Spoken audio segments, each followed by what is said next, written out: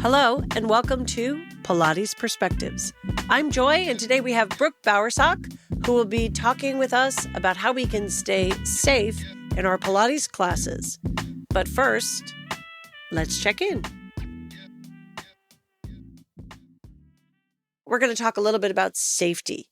And we often think about safety in a physical sense, if a place poses a threat or risk to our bodies in space. And while physical safety is undoubtedly important, it's not the only type of safety. From emotional to financial, there are many ways we can feel protected or vulnerable. Today, we will focus on two elements of safety, the physical and the emotional. So let's go back to breathing. And why breathing? Because breathing really does help center us. And if we are talking about safety, it is the perfect place to start. So take a big inhale.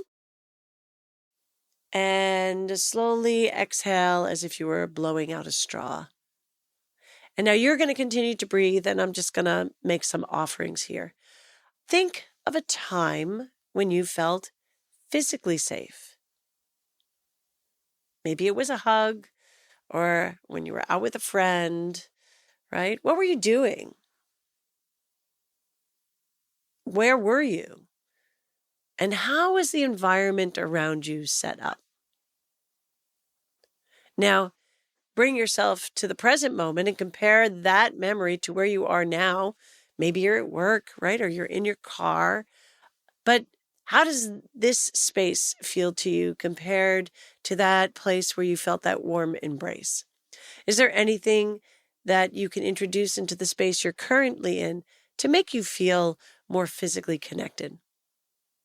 Now let's take one more big cleansing inhale and that slow, controlled exhale. Okay, now let's transition to emotional safety. When was the last time you felt you were able to express your feelings without maybe like harm or judgment or feeling someone giving you a little side eye? Was it by yourself? Was it with others?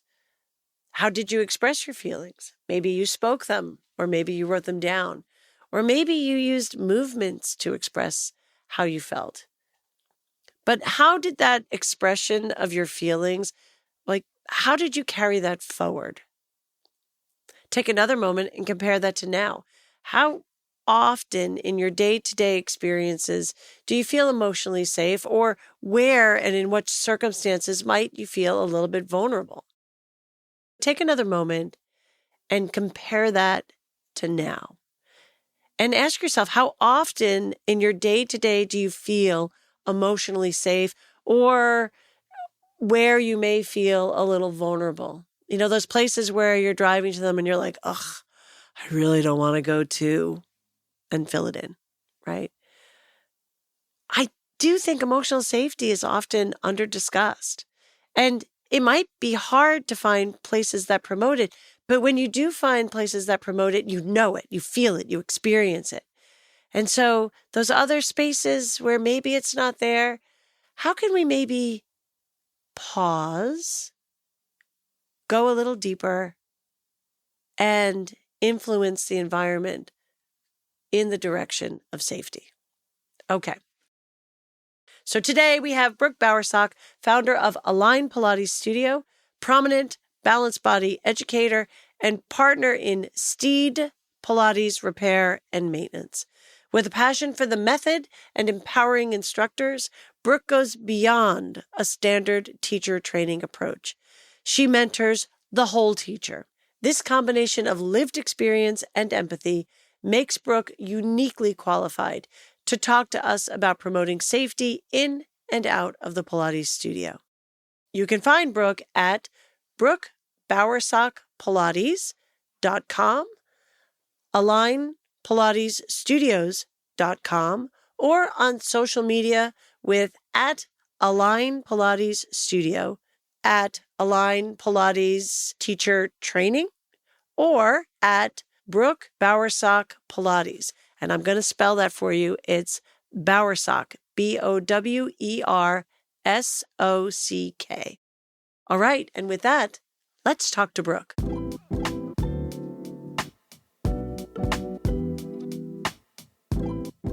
Hi, and welcome back to Pilates Perspectives. I'm here with Brooke Bowersock, who is a Pilates teacher, an educator, full disclosure, educator for Balanced Body in Austin, Texas, and truly just a generally wonderful person. So I'm very happy to have this conversation. Welcome, Brooke. Thank you. All right. So today we're talking about how to stay safe in your Pilates class. Mm-hmm. The word safe is big and broad, and there's a lot of complexity there. So let's just start diving in. So when you first fell in love with Pilates, it was in college. Mm-hmm. Is that my understanding? Yes. Yeah. And how has your perspective changed over the years? I think when I first fell in love with it, it was completely by accident. I didn't know it was a Pilates class. And if I had known. I'm laughing because I feel like that's really the common theme back then, right? It was like, I don't know what this is, but it just feels great. Yeah, it felt great. And if they had said Pilates, I wouldn't have known what that was anyways at the time. Right. So it was a mat class, and I absolutely 2 weeks into it, stopped having shooting pain that was going down my left leg that I thought was normal. I thought everybody had that pain. And it's a general population pain. I thought it was normal. Yeah. And so I told the instructor, and she said, that's not normal. It's called sciatica. And, congratulations. And so I was not good at it at all. And I think, but that change had happened. And so that sparked my, there's something to this. There's something interesting about this movement. And so I was just very curious at the time. And I was curious about why I couldn't do things, even as simple as moving my ribs to breathe. My ribs had been really open, and the thought of moving them had never occurred to me. So I just became very curious about why I couldn't do things, why this was feeling so good to me. And it really sparked my interest to make changes in my life all around. When did you make the leap into knowing this is what you wanted to do? I was doing this class in college. I was going to school to be a second grade teacher. And I didn't think it was what I wanted to do, but I wanted to keep doing it. That I knew. And at the time, there weren't classes like there are now. It was privates. I was working full-time during the day to pay for my school full-time at night. And so going to a private was not going to happen. And so I really started this whole journey just because I wanted to do it myself. And it was a way to do it myself. And it took me about a year to figure out that I could actually maybe do this. I was so nervous for about a year because I couldn't do it. I was in a very different place. So my perspective, going back to the question of how it's changed, what's interesting is I've stayed just curious about how the work feels in my body. And it's been 26, 27, 28 years. Wow. And so it's changed. The work has stayed the same, but the way my body responds to it or what it needs day to day, especially throughout that vast time range, has really changed. And you've kept your curiosity this whole time. The whole time. Okay. So I want to just back up. So you said you were studying to be a second grade teacher? I was, yes. Okay. So a second grade teacher to not just a Pilates instructor, but a teacher of teachers and a studio owner. How has that education, or do you see any overlap from that education to where you are today and how you teach instructors and clients? I reference it almost every module. That's that I was going to school to be a second grade teacher, but I actually never finished school. So I was taking that class. I was living in Southern California, and then I moved back to Texas with my, at the time, boyfriend, now my ex-husband and business partner. Southern California? See, something else I didn't know about you. Yeah, I was living in North County, San Diego.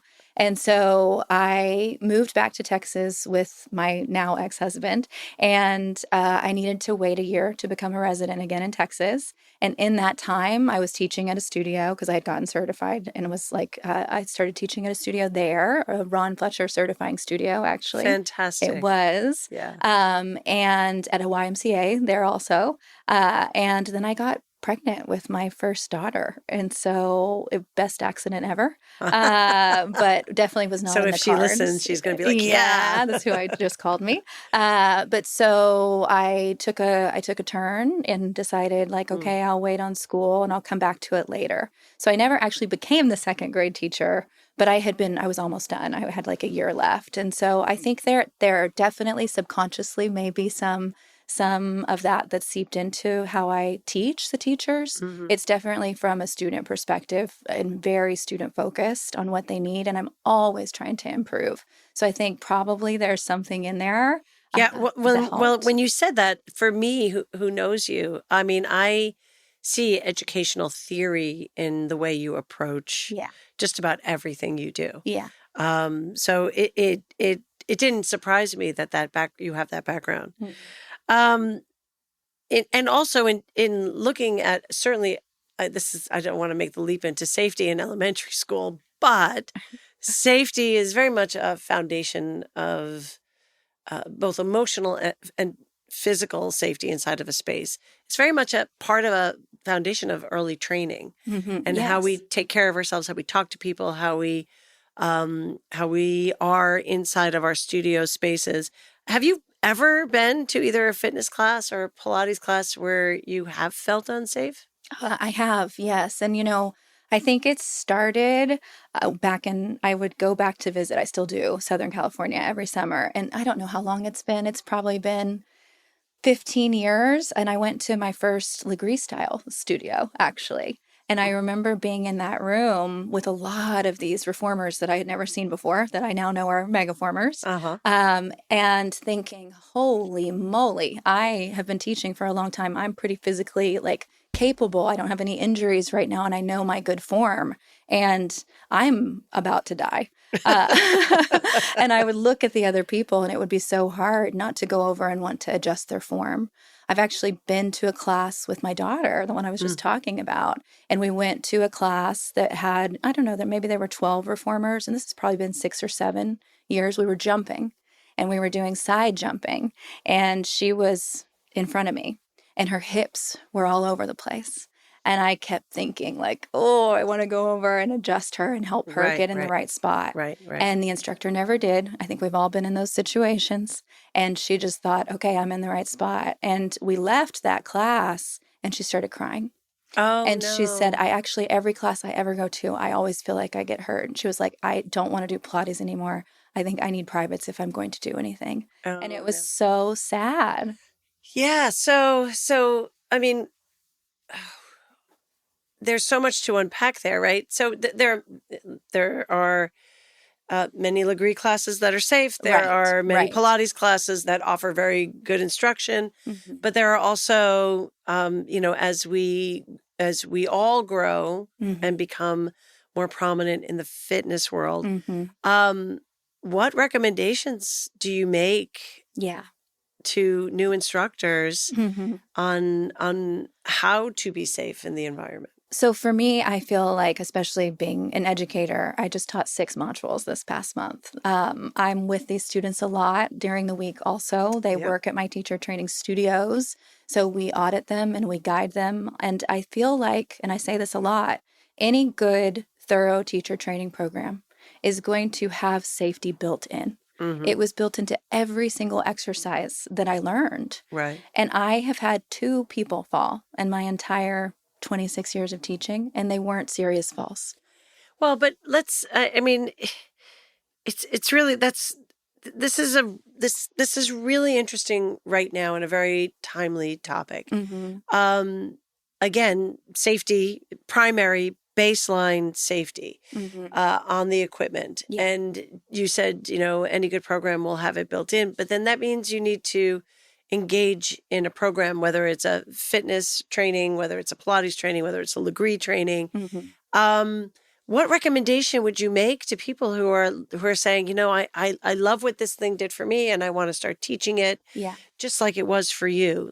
What's the recommendation and how do you keep safety as part of that? So I do a webinar every week, sometimes every other week, depending on my month. And I talk to people about they think that Pilates certification or teaching might be their next journey. And this is something that we talk about. And it is something that I tell them, get curious about the program that you're looking at. Make sure that it is, a legitimate program that incorporates safety into everything that they do. And I go into it more, I tell them red flags to look for at studios, even, as a client, just a normal client, not somebody looking to get certified. Do some research, look on the website to see if it doesn't say where the instructor is certified from, That's a big red flag. We spend a lot of money on our certification and a lot of time on our certification. It's like the first sentence of every bio. And that's I think there's a bigger question that you're saying is how does the larger fitness industry, and we'll call it under that umbrella, we'll even call out yoga and Pilates and all the various forms that are coming off of that. Yeah. How do we inform the consumer? Yeah.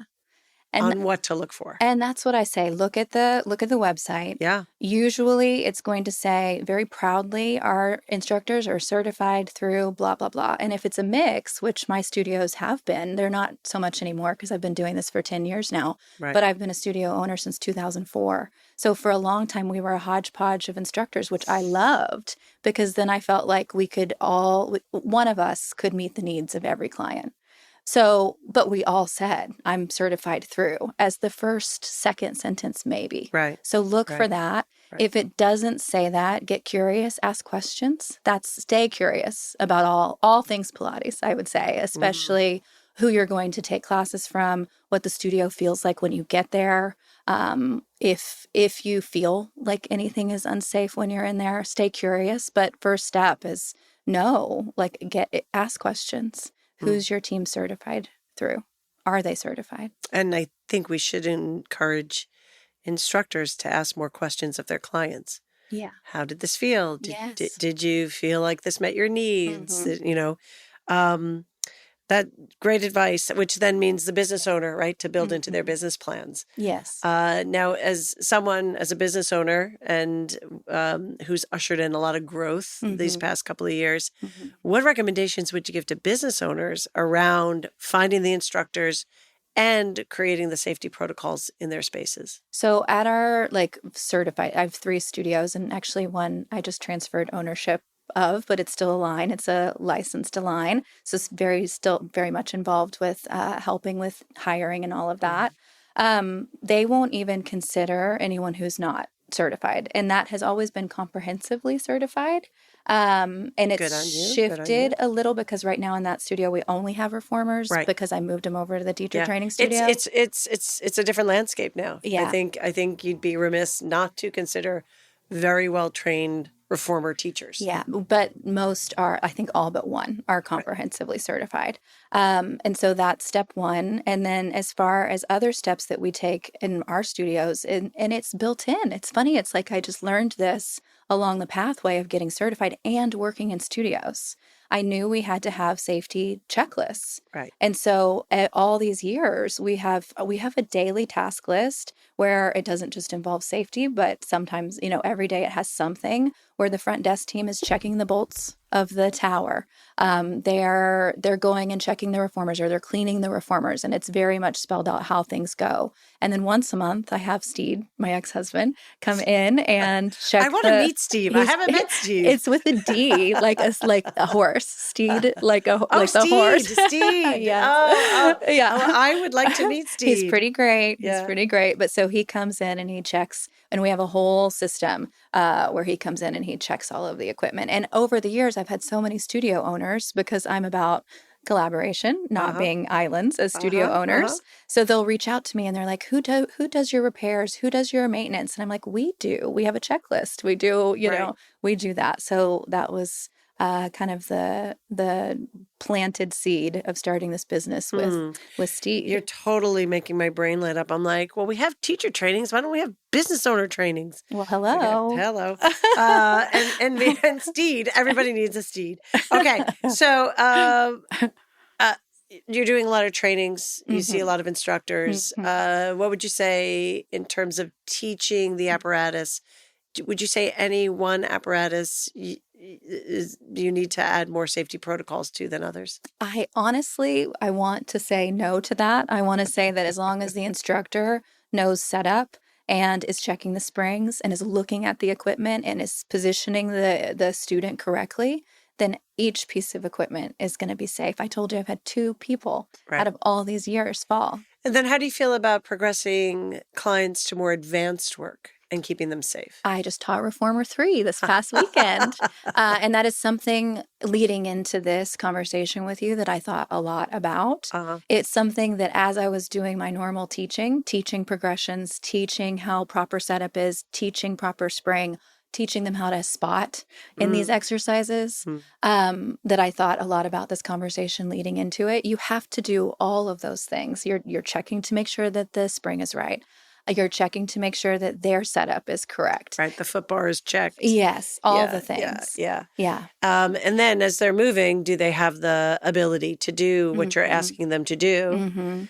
And that's, quality instruction, right? Yes. How do you back away or move forward depending on what the ask is? And I have this, I teach them to watch for their form falling apart is what I call it.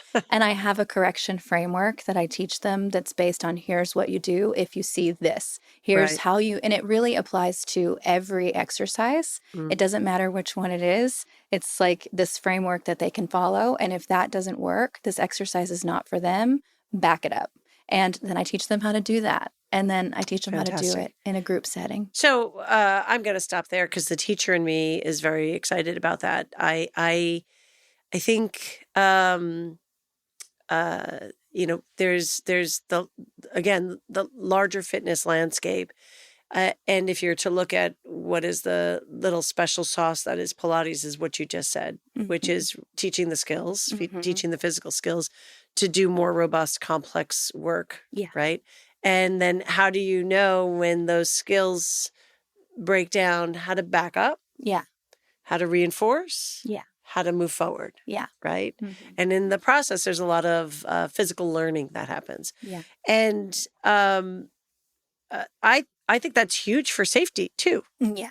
Right? Yeah. As you're watching someone move, you want to keep them safe. It's understanding what they are capable of and making the offering to get them somewhere successful, which then leads to also awareness, client awareness, which is another education piece that has to happen organically in a class environment. So with especially beginners, how can you communicate to them, say the difference between, oh, I'm a little uncomfortable doing this thing, or I have this sciatic pain that I just thought everybody had. Yes. Right? Yes. I am always watching the clients. I'm spending, if it's a class setting, I'm spending much more time near the new person, guiding them through, trying to read what I can tell from their body language. I let them know that all of this might not click today and that that's okay, that the more that they kind of stick with it, the more it will start to click.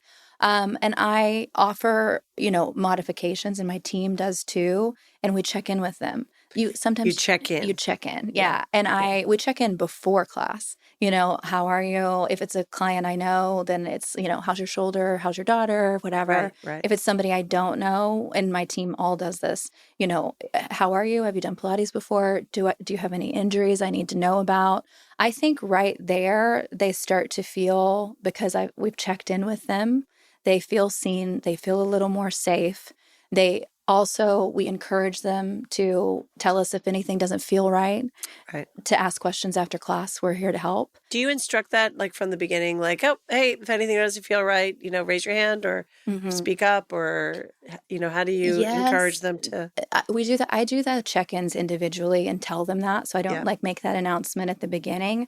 But I do offer, and my team does this too, we offer spring changes that would be appropriate if you want to make it a little more manageable, or maybe manageable, not easier, right? Because nobody, if you say, hey, if you want to make this easier, no one's going to be like, oh, I'm the one who's going to change the spring. But manageable. Good word. Yeah. And then I always say attainable. Attainable, yes. And then, a little more challenging. Yeah.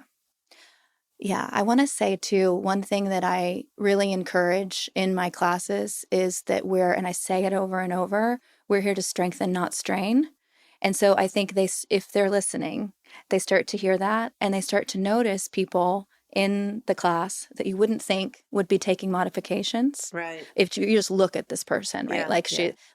She might be like the super. I love that. We're here to strengthen, not strain. Not strain. I think that's lovely messaging, right? So that's taking this idea of making modifications and changes, not to quote cop out or cheat or do any of that, but actually to be effective and efficient, which is about building body awareness too. Yes. So how would you recommend, if you're going to really include safety, it's not about are you injured and what do you do, but it's also how are you aware of your own sensations in this and to make informed choices for yourself as a client? So I say things like there's power in the pause, and that means different things to me. That's got like 3 different meanings as a teacher, but I encourage first meaning, it's like take a moment. The next time you are blank, pause. Say that to your clients. Let's take an ab curl, for example. The next time you're up in your ab curl, pause. Can you curl a little higher? That's like my little recording. Can you spill a little more soup into your belly button? Because that's my thing. And then I'm like, let's test that. And I'll do this every class. Take your hands behind your thighs. Pull yourself up with your arms. Lift your chest higher to your legs. Spill a little more soup. Right. And I'm like, stay just like that and put your hands behind your head. And you see this moment where they become aware. Right. They're like, oh, whoa, that's a little different than I have felt it before. And I think if you can find, it doesn't have to be that moment, but if you can find a moment where you make them pause and you make them go a little deeper into those really pre-Pilates exercises, then they're with you and they're probably booking class with you the next time that they come. Yeah. You and I talk about this an awful lot. If you actually can go deeper into the pre-Pilates exercises, you can take people very far. Yeah. And they could be very much more aware of themselves on the journey. In terms of the equipment, you've used a lot of equipment. You've demoed equipment for us. What are things you look at or you recommend people should be looking at, just strictly in terms of safety in the equipment? When you're teaching or just overall? Because both, I would say. That's a big conversation these days. Yes, it is. I think when you're teaching, you need to not just look at the body in front of you. And as a client, you also need to be looking at the equipment that you're on as well. So if one of the things I'm thinking of off the top of my head is, have you ever had it where a spring isn't hooked on all the way? It's like on the hook, but not on the hook? Yeah, it's on the hook, but not. Oftentimes with the chairs, it's really something you need to be aware of. And I've seen it a few times on the reformer. Yeah, with the buttons or even in the hook just itself. The hook, yeah. Really? And so I think if you, these days, you're in a class, let's take it from a client perspective, you're in a class with 10 reformers, maybe more. I'm hearing more out there. And so you are oftentimes responsible for changing your spring, and your instructor isn't right there over you, making sure they'll hopefully get to you in a moment. Hopefully they're walking around the room. But if you notice that the spring is off, fix it, get it down on the hook, and just other things where you're watching the equipment just to make sure. And if something doesn't feel safe, saying it.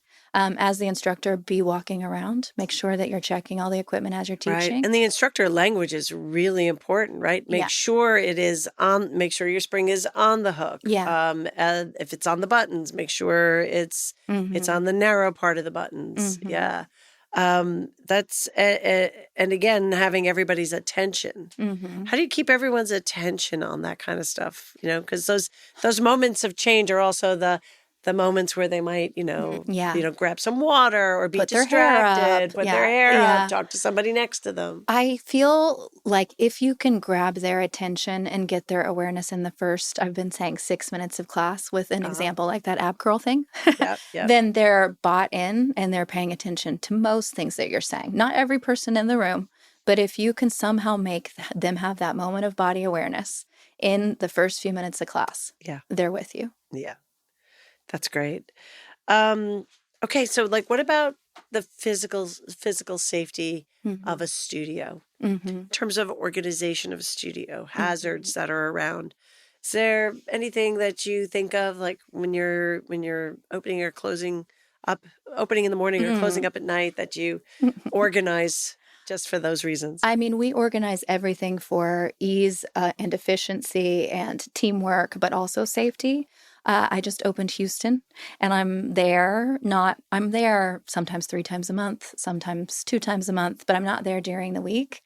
And I teach teacher trainings, and on Saturdays I'll come in and there will be students there, and the springs are off the equipment. And I'm like, guys, this can't happen, Yeah. you know? Yeah. So yes, definitely. We're making sure that we're setting up the equipment always in a way that it's clean and ready for the next day. Right. But also, if a client were to walk in with a front desk member and that front desk member is chatting with them and doing their little duties, then that person won't walk over to the equipment, get on it, and hurt themselves. What's like the number one thing you see is the most common mistake either a new student or a new client makes? I think maybe playing with spring and exercises on the equipment before they really know what they're supposed to be doing. I remember years ago I was teaching and classes were smaller, like 5 people Classes were per smaller. class, Yeah. and that was a big class for me. You know, I never thought I'd get to 5 or 6. Oh my God, in the beginning days, right? We were like, what? We're going to teach many people on these things? Yeah. And so I was getting ready to teach one of those. A woman came in who had actually taken a module with me. So had kind of moved from just client to like more of a learner, taking it deeper.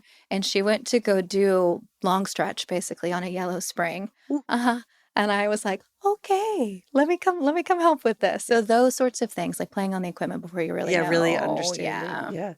I had a teacher who this was before men were really finding Pilates, and she became a go-to person for some athletes, and they would come in and they would look at this woman, and she would be older, ex-dancer, and they would always say to her, I don't know, my coach is making me come on, I don't know. And she's like, come on over here.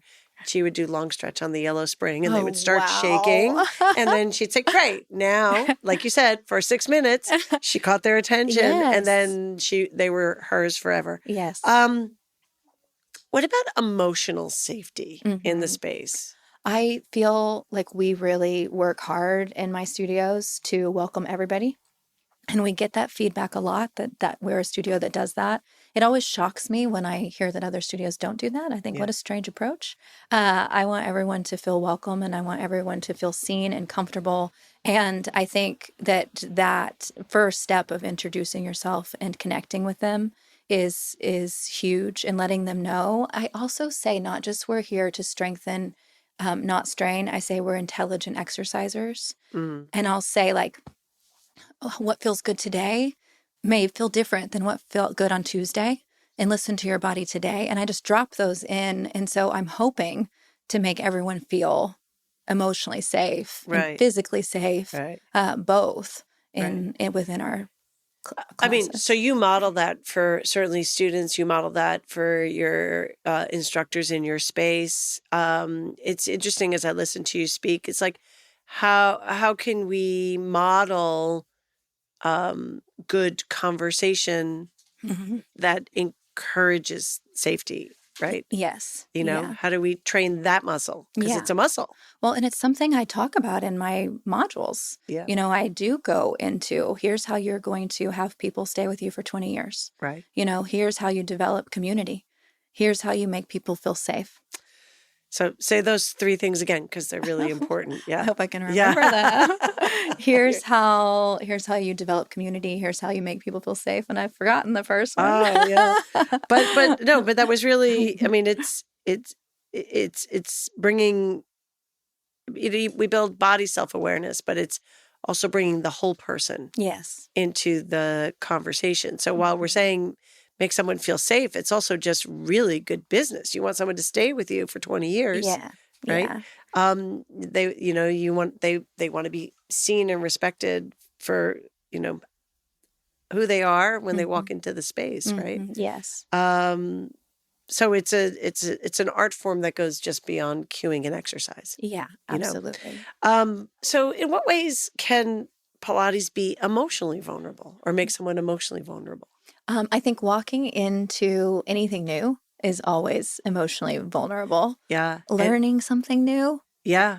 It's always so humbling, I feel like. Learning something new on a piece of equipment that I would assume by the time they walk in, they have a sense for what it is. Back in the day, they didn't, right? No, yeah. Learning something new. But what do you think about, I mean, the ways in which we teach Pilates that could make it difficult for people to feel comfortable in the space? I feel, It's so hard for me to answer that because I feel like we work so hard at the studio to try to mitigate that by making people feel welcome. But I think that oftentimes, perhaps, that's not the case. I do think I'll take it to our studio. I think it can be intimidating to walk in. Number one, you're trying something new. If you walk in and everyone knows each other and they're all talking and you're the outsider and then you're not addressed and kind of brought into that, Right. I think would make it feel even more emotionally vulnerable. Do I belong? Exclusive in a way. Yeah. Do I belong? Do I belong Right. here? That is so much a part of it, right? Yeah. Do I belong in this space? Yeah. Yeah. And that's why I really encourage instructors to spend a little more time while teaching, being closer to that person, to offer modifications if needed, to offer ways to help them feel a little bit more emotionally safe. Right. Yeah. Right. I think in many ways you've already sort of alluded to this, but let's use the word boundaries directly, which is if you're making them feel emotionally safe, how can you set them up so that they can set boundaries for themselves and promote their own comfort and safety? Balancing sort of good discomfort of trying something new and taking the journey that you're offering, but also, putting up the hand when maybe it's just not right for them. Right. And I try that in the beginning when I'm like, okay, have you done Pilates? Do you have any injuries? All of that. I take them to the equipment and we show them the equipment because everybody's foot bar is different, and we have different springs. So showing them that so that they can feel free to make changes there if they need to, or ask for help if they need to. And then also telling them, feel free to modify. I'm going to give options to modify to make things a little more manageable. Feel free to do that. Feel free to rest. Feel free to do, whatever you need to. Take a minute and then, come back in. Just letting them feel comfortable to make those choices for themselves, I think is giving them permission. Giving them permission. Yeah, giving them permission. Right, for their own experience. Yeah. I think that's so fabulous. And I think it's one of the things that is, again, a differentiator. Yeah. Do you think that was always a thing in Pilates? That we did that, or that you give people permission? Oh, no. I will say all the time, like, I had to do it this way. There was no other way. Yeah. This was it. Figure it out. I love where this is now and where this is going. Yeah. And the conversations we've had both during COVID and after COVID, when people came out realizing that there's something about I want to be well and have really embraced fitness largely, and sort of the creativity that they can find in a Pilates studio, which then brings me to the next question, because there's natural evolution. Yeah. Which I think as a studio owner and as a teacher of teachers, I think it adds an additional layer of responsibility in how we support up and coming instructors. Yeah. So how do you balance just basic maintenance, basic safety with playfulness, with creativity, with freedom? Yeah, in the movement. For me, if you can find your why in a movement, once you have a foundation, right? So I'll say all the time, like, you have to know the box before you can go out of the side of the box. Number one, like, have a good, solid foundation in Pilates. We were just talking music. I always think you need to know your scales. Yes. Before you start improvising. Yeah. Yes. So I encourage that. And then the next thing is, like, do you have a why behind what you're doing? Have you also, as the instructor, gotten on the equipment to figure out what it feels like? Do you know that the springs are right? Do you know that you have them in the right position? And if you can do all of that and you have a solid why, and I also would love to have some sort of like tie back to the original work somewhere in that, then I'm all for it. I mean, I think I've been teaching for 26 years. If I taught the same thing every time, sometimes years, 7 hours in a row, back to back to back. Up until about 2 years ago. Yeah, I understand. So that would be and for every client, that's not always the right thing. Yeah. So if you know your why, and if you've felt it, you know that the springs are right, you know that the positioning is right. So you know your why. You also have, even if you're an instructor, sort of a felt experience of what you're asking your client to perform or do. Yeah. Yeah. Those are baseline for me. And then, okay, I'm open. I'm curious.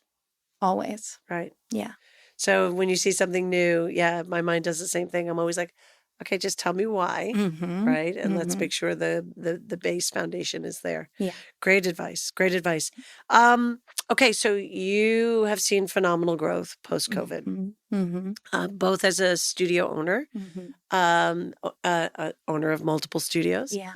and in terms of your teacher training program. Uh, how are you able to promote growth in a way that's sustainable to you Yes. and allows you really to scale Mm-hmm. both the business and the safety sort of Mm-hmm. that you have imbued in the business? I mean, we have systems. There's no way that we could enforce this without systems. So even if you're a one studio owner and it's small, you need to have systems set up in place Yeah. so that you're keeping everyone safe.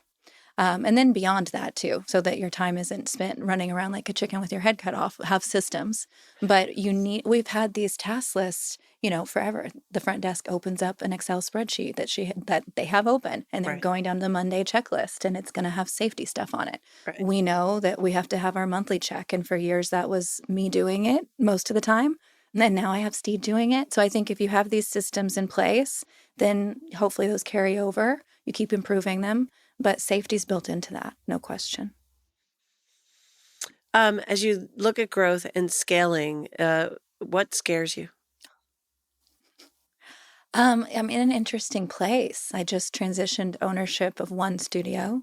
I am really dialing in Houston, officially open January 4th to the public. Right. So getting that up and going in a market that doesn't know me, which is the first time I've ever done that. Usually I'm in Austin, and I've been there since 2004 with my first studio. Right. And Austin, right? Yeah, Austin is a community it is a based community based. Yeah. So it's environment. interesting. Teacher training's doing great there. I also am working on another license to line in a suburb outside of it. And if I'm honest, which I always am, I'm questioning, like, what am I doing? What's my why? Am I still in touch with my why? What's my why? I have to do that all the time. Yeah. Like, and my why goes back to, and I think I've told you this before, Pilates has changed my life. I had no idea that I was going to fall into this. I cannot imagine my life had I not made this choice. And there's not a day that goes by that I don't multiple times a day go, whoa, how did this happen? Right. And I tell my students in my modules, going back to like being very student focused, that teacher in me, maybe, I go back to like, if you're wondering if you're making the right decision, you are. Like, this is one of the best jobs. We get to help people feel better. But that's a big responsibility. It's a big responsibility. Yeah. Yes. So circling back, scaling and growing and what scares me, I think it's exciting to have the opportunity to help people learn to teach, to help people find studios that are safe for them. But it's a big responsibility. And sometimes sometimes it can feel a little scary. Yes. It's interesting. Something you just said just triggered a thought. Many of us would never have said this would have been the trajectory of our lives and what we would have been involved in. And I think now many come to us saying, this is what I want to do. Yeah. Mm-hmm. It's two interesting and different origin stories, and possibly different mindsets. What about your discovery and your curiosity that led you to make this choice would you like to share with someone who's brand new, who says, you know what, I just want to teach this Pilates stuff? Do it. I think do your research and start when you're ready. But I think the biggest regret that you might have is waiting. Just start. Just do it. It really is. It is wonderful. I tell my students oftentimes that if they find themselves in an environment that's not wonderful, that they should look around, because if you have a thorough certification, then you're going to be sought after, because you will keep people safe. You will hopefully be able to build that community, and you will hopefully be able to help people feel better in their life. Yeah, those are your three pillars. Yeah. Right? That's great. So, Brooke, how does advocating for the safety of yourself and others in Pilates connect to how we show up in other parts of our lives? Yeah. I think it shows up in every aspect of in my life. In things like, I mean, I don't know why this just came to me, but like the food that I eat, the food that I give my kids, even just going that basic. And it's funny because when I first started Pilates, that was one of the first things that changed for me is I started to become aware of what else I was doing day to day that was probably harming my body. And food was one of the first things. So I guess that's why it came to me. Right. But even just down to that, where do I live? What kind of water I drink? What Right. food I feed my Right. family? What does feel safe in conversations and friendships and relationships? I think it trickles into everything. But without that awareness that maybe I would have never gained had I not started Pilates, I don't know. I'm sure I would have over the years. Yeah. But it became you were studying to be a second grade teacher. Yeah. True. But I remember thinking that awareness was sometimes a blessing and a curse. I don't know if you had this, but like you start to become aware of every little tiny thing. Yeah. And when I was 22, it was like, whoa, there's a lot wrong with me. Yes, that's interesting. And it was like hyper aware of everything. You're hyper aware. It's like when you first learn to drive and you see everything like, there's a tree, a dog, a person, right? And then after a while you start to like see it in context, right? Which I think you were alluding to with your, your years of experience. Okay, we're gonna do a little rapid fire. Okay. Okay, what is your definition of Pilates? Well, I've already told you Pilates has changed my life, so it's kind of is my life a little bit. It is your life. I know you, yes. But what it is to me, it's a form of exercise created by Joseph Pilates that when done consistently will help you feel better in every area of your life. Yeah. You know what's interesting is I do this quite a bit on what is Pilates, and I love that you reference it's a form of exercise based on Joseph Pilates because that isn't always the first thing people say. Okay. Very often it's a felt experience. It's it's an emotion. So great. That's really nice to sort of hear that pulled together. What's your favorite piece of Pilates equipment? It could be big or small. Okay. It's funny. All these years, I would say chair. I would say if I had a piece of equipment in my house, it would be a chair. Which was the intention. Yeah. Yes, exactly. I have had reformers and I'll go do like short spine. Yeah. And then I'm like, oh, I've got laundry to do or I've got whatever. Yeah. But with a chair, I feel like I can get a total body workout in 45 minutes that's killer. That being said, I'm not really in that killer place anymore. Like I don't need that killer workout. So it's kind of like maybe my mat. Oh, yeah. Going back to mat. That's fantastic. But I hear you. I hear you on the chair because the chair is an easy place, like you said, to do a lot of standing work and to do things that are a little bit unconventional. Whenever I would teach the chair course, inevitably I would be like, oh, I forgot about this exercise. I love this exercise, right? You forget how much is there. Yeah. What is one misunderstanding about either Pilates that or your profession that you wish more people understood? I'm going to go with Pilates, if that's okay. Yeah. That harder is better. Yeah, talk about that. Well, I mean, I almost want to say bigger is better also, like kind of in the same family. I see a lot of people coming in that are strong, really strong. Yeah. And they want this like hard, really feeling this workout or this exercise. And so they'll make these moves big. And it goes back to that moment of like, can we pause the next time you're here and make them do smaller but mighty movements and hopefully have them feel that like harder, bigger isn't better. I thought of one more thing. I know I'm interrupting the rapid fire, but another thing that I will say all the time, and it came to me, you'll have people that look like they're not in the right spot and they're kind of frustrated in your classes, or maybe you're a client and you're like, I just don't feel like I'm in the right spot. Yeah. And so I will say, if you don't feel like you're in the right spot, you're probably not. And then I'll jokingly say, and that goes for life also. Yeah. And then if I get a laugh or two, I'm like, okay, good, we're good. Yeah. Well, but that's good because you're constantly reminding them that, like, if this doesn't either feel right or you're not like literally in the right spot. Yeah. Let's there's always a way to improve. That's great. Okay, for yourself. Yes. Mhm. All right. How many kids do you have, Brooke? I have 3 kids. Yeah. And Yeah. your youngest is how old? 5. Okay. And you run how many businesses? 3. Yeah. Yeah. And businesses inside of those businesses. Yes. So, is there anything that you religiously do for yourself, or I should say consistently do for yourself, that complements your Pilates practice? It really complements, I think, my life. I think it helps me get through life. I try every day, and I learned this from a dear friend who's a healer of some sorts. She said a long time ago, she said, you need to protect your energy. And I didn't actually know I was going to go there with this. This is just coming to me now. Before I would walk into the studio way back when, she's like, you need to protect your energy. You need to put some sort of like grounding light around you. And I don't do that every day, Right. but I did for a while. So how do you do that? I mean, you don't have to give us the... You close your eyes and you picture whatever, she would say, like a golden, sometimes a pink kind of light, and it just surrounds your whole body, and envision it surrounding your whole body. So that way, when I went into the studio at the time, I'm teaching 7-hour days. Right. It's a lot of people's energy that's coming my way, and it was protecting my energy. Now my form of doing that, and I'm trying to teach Elliot, my 5-year-old right now, is we put our feet on the ground, and it's like first thing in the morning, just put your feet on the ground and just close your eyes. And just, for me, it's recognizing all that we have.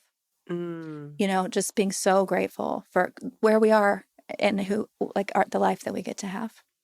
And then I have one more. Sorry. No, all along the same lines. I have these angel cards, and you do too. I love my angel cards. Do you know that's we're in construction, and my office is all packed up, and I went into a panic, which is of course counterintuitive when we're talking about angel cards, because I didn't have my angel cards. I was like, I just needed that affirmation. So good. So I can't remember where we were, which conference, but you had us pull an angel card. And I was like, I have these exactly. Yeah. I do 3 a day. I've done them. I have a 22-year-old and a 19-year-old and the 5-year-old. And when the girls were little, we started doing them. And then now I do them with Elliot, and my 22-year-old asked for some for Christmas a couple years ago. I love it. Yeah. Yes. For those who don't know, angel cards, they're just affirmation cards, right? And you blindly pick, and it might say awakening, or it might say, enlightenment, or, passion, whatever it is. They've been really actually very grounding. They kind of get you to stop and make a thought in a different direction. Sort of like grounding your energy. I know we're in rapid fire. I'm going to back out for a second, but I think that's just so empowering and impactful for anyone who does client work, number one, but also for clients, and very relevant to this conversation around safety. Yeah. Because if you are aware of your energy in a space, and if you are aware of how you show up in a space, how we show up sets the tone. Right? Our intention and our attitude will be mirrored back. Totally. And so if our energy is all over the place, right? And that's one of the hallmarks of teaching, but it's such an unsaid part of it. Yeah. And it's so important, because I know I can think of classes that I've gone to where that wasn't the energy from the instructor, and it does trickle into how the whole experience feels. So I think that the more, from a teacher, the more calm we can be, the more safe they're going to feel. Right. That's fantastic. Yeah. All right. Are you a reader? And do you have time? I am. Podcast listener? Podcast listener, audiobook listener. What would you recommend? Well, I listen to this podcast. Oh, fantastic. Thank you very much. Yes, I drive a lot to Houston and back, so podcasts are kind of my jam, and audiobooks. I'm a Brene Brown lover, so she had a Strong Ground one not that long ago with Strong Ground, which is a lot about what we're talking about here today. Yes. Which I loved the beginning of her book. Was all about her training, her physical training, mirroring what she is offering in terms of not only business training, but emotional training. Yeah, it really, to me, goes so hand in hand with what we do. Yeah. All right, so podcast, Brene Brown. Brene Brown, yours. You know what I love? It's NPR, How I Built This. Oh, I love that. Oh my gosh. I don't know if they're doing it anymore, but I would just devour those, because there's the business side of me too that loves that. Yeah, I often think that they should actually have a conversation with Ken. Oh, yeah. We should make that happen. Well, now that you brought it back to my attention, that yes. Okay, so and then you know, before we end, let our listeners know not only where they can find you, but so a little bit more about your business endeavors and where you're headed. Well, I'm in Austin, Texas, and now Houston, and I have Align Pilates studios. And two of them, I've mentioned this, are teacher training studios, I think. And so we really walk the journey with people that have decided that they want to make this their career, their dreams come true. So you can find me at Align Pilates Studios or, at Instagram wise, and at Align Pilates Teacher Training, I think. And then if you want to learn more about equipment maintenance, I've got my ex-husband and I have Steed Pilates equipment maintenance and repairs to help other studio owners figure out that safety framework for them to be. That's fantastic. You mentioned you have a webinar that you offer. Yes, I do. What just generally what I do love about your webinar is that you're very agnostic and you're just really open to helping instructors or aspiring instructors make the best decisions for themselves. Yeah. If someone wanted to watch your webinar or participate, what would they need to do? Just go to the Align Pilates Teacher Training Instagram and then click the link in our bio. And I think it says download free guide. So start there, download the free guide on is this something that you're interested in? Right. Once you do that, you can sign up for the free webinar and I'll help you figure out if this is your next step and tell you just most importantly, I don't want you wasting your time and your money. Right. So how can you find a certification that's going to help you fulfill your dreams? Do you find that being really upfront with people and setting out the path gets better results overall? I honestly am not looking at how many people watched the replay and how many people signed up. So I don't know, but I know that's been my approach to life is just I'm not here to convince you that I'm the person for you. I'm here to just tell you the things that you should be looking for. And if it feels right for you, I would love to have you and I would love to help you. Right. But if not, I want you to just go with what feels right. Just don't hold yourself back. Be a resource. Yes. Yeah. Fantastic. Yeah. All right, Brooke, I can't thank you enough for joining us. If you're interested or you want to find more on Brooke, check out at Align. Align Pilates Studios. Align Pilates Studios. Thank you so much, Brooke. Thank you. Such a pleasure.